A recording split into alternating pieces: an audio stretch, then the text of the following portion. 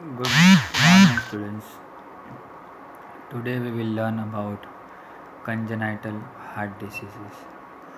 So, before going to congenital heart disease, we must know about its circulation, like how we have a circulation during the normal physiology, but in the fetus there is a bit different. So, if you better understand that about fetal circulation, then only will be easy to understand about its abnormality.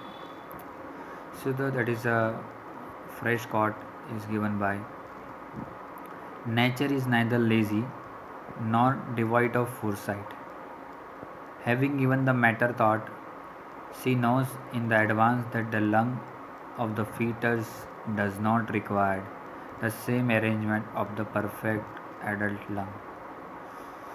She has therefore anastomised the pulmonary artery and the aorta and the left and the right atria, which is not considered as abnormal unless until the fetus in the womb. As it comes out and we disconnect the umbilical cord, then that has to be closed and the circulation should be started. So we'll see how the fetal have a circulation. So umbilical vein from the mother is directly connected to the ductus venosus, and which is directly connected with the inferior vena cava, and which is releasing the blood in the right side of the atrium from through it will go into the left atrium without any kind of going into the ventricles.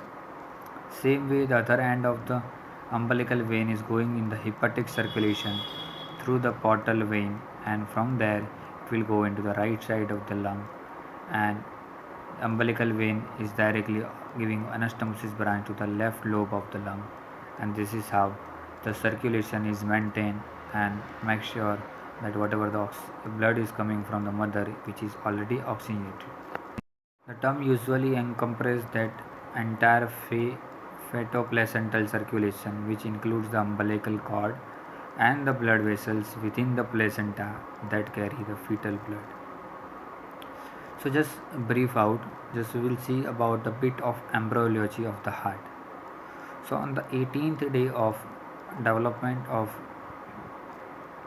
this cell inside the uterus will have cardiogenic area along with the head area and primitive blood vessels. On the day 20, it will be divided in two parts and which will be considered as the endocardial tubes. On 21 days, both the two different tubes will fusion into the primitive heart tubes on the 21st day. On 22nd day, this heart tube will become large and divided in four different parts, which is known as truncus arteriosus, bulba cordis, primitive ventricles, and primitive atrium.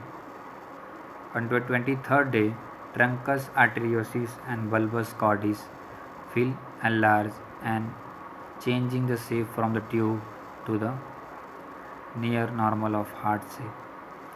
24th day again this will be keep on growing till 35 days, and the superior part will become aortic arch and different branches of that. Fetus start beating on the 18 to 22nd of the day in the fetal life. End of the 28th day, it will become a four different quadrants known as septum primum between the two atria, atrioventricular canals, and between two ventricles there is an intraventricular septums. This is how it become a four chambers in a. Now, mean pulmonary artery pressure increases progressively with the gestation, and at the term is full is about 50 mm of Hg and exceed mean aortic blood pressure.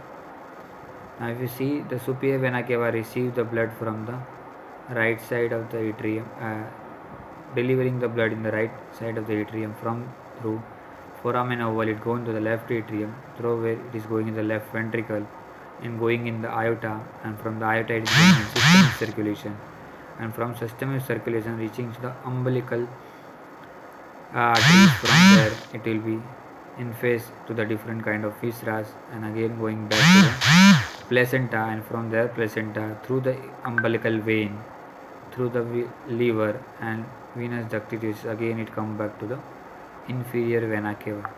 This is how the complete cycle of pulmonary circulation remain maintained. Same time, the right ventricle also sending the blood to the pulmonary trunk, from where it goes to the lungs and through the pulmonary veins. Again, it comes back in the left atrium, and from the left ventricle again it is going for a complete circulations of the blood. This is how the SpO2 will be at 80% to 90% on the umbilical vein level, and the blood volume in the fetus will be 10 to 12% of body weight, while in adult it is become 7 to 8% of body weight. The reason for this difference is in the large pool of the blood contained within the placenta, and the volume of that reduces as gestation progresses.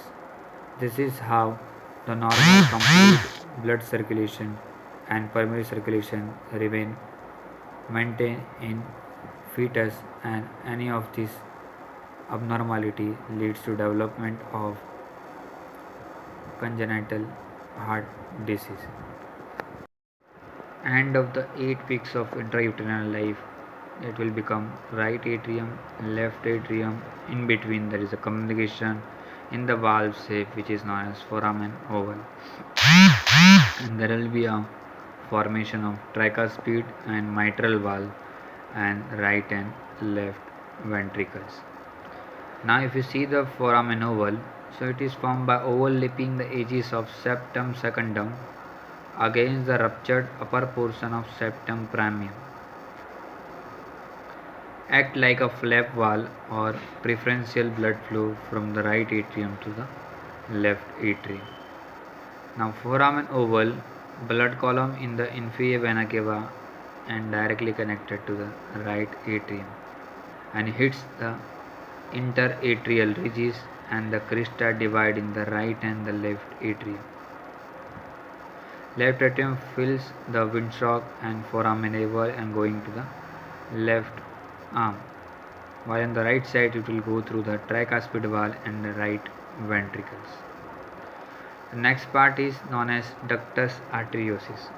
So it contains the left branch of the pulmonary trunk to the arch of the aorta, beyond the origin of left subclavian artery. It protects the lung from the circulatory overloading, and less oxygenated blood in the pulmonary arteries flow through this ductus arteriosus to the ascending aorta than to the placenta for oxygenation, because till now the lung has not started purifying the blood. Now third circulation is vena and caval circulation. So that will be about how the superior vena cava and inferior vena cava deal with the kind of circulation. Drains the upper part of the body including the brain and 15% of combined ventricular output. Most of 95% of superior vena cava blood goes to the right ventricle, and saturation of oxygen at superior vena cava is 40%. Same while inferior vena cava drains the lower part of the body including placenta and 70% of combined ventricular output. Most of the inferior vena cava blood is directed to the left atrium through the foramen oval, and saturation of oxygen at inferior vena cava level inside is 70% and outside distal is 35%. This is how the circulation is getting maintained. Now how the fetal pulmonary circulation is getting maintained. So already I mentioned that a fetal lung does not serve as a gas exchange during the fetal life, but main pulmonary artery continues as a ductus of right pulmonary artery, and left pulmonary artery arises as the branches of that. Now peripheral vascular resistance is high and peripheral blood flow is low, that is 10% of combined cardiac output. This helps to reduce the workload of the fetal heart and causes thick muscular layer, decrease no synthetic adrenomedullin, increase endothelin 1, leukotrienes, and mechanical fluid filled over the alveoli.